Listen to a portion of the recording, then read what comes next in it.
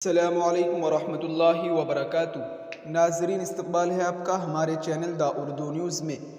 جی ہاں ناظرین، شمالی دہلی کے اندرلوک میں جمعہ کی نماز کے دوران پولیس افسر کی نفرت سے بھری کارروائی اور عین نماز میں لوگوں کی پٹائی پر اپنے شدید رد عمل کا اظہار کرتے ہوئے صدر جمعیت علماء ہند مولانا محمود اسد مدنی نے کہا کہ اس طرح کے عمل سے عالمی سطح پر ملک کی شناخت کافی خراب ہوگی۔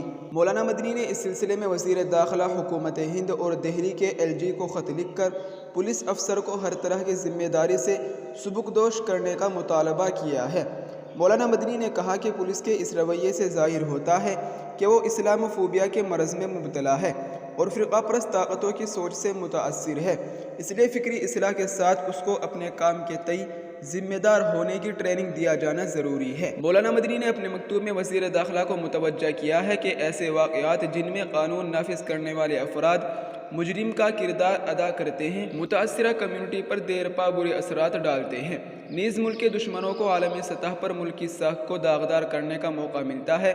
مولانا مدنی نے کہا کہ ہم یہ تسلیم کرتے ہیں کہ لا اینڈ آرڈر کی بحالی کے لیے پولیس کو اپنا فرض نبھانا چاہیے، لیکن مذہبی معاملات سے نمٹنے میں احتیاط نہایت ضروری ہے۔ مولانا مدنی نے اپنے مکتوب میں لکھا ہے کہ میں آپ کو فوری طور پر متوجہ کرتا ہوں کہ قانون نافذ کرنے والے اداروں کو ہدایت جاری کرے کہ وہ تمام شہریوں کی حفاظت کو ترجیح دے، خواہ ان کا مذہبی پس منظر کچھ بھی ہو۔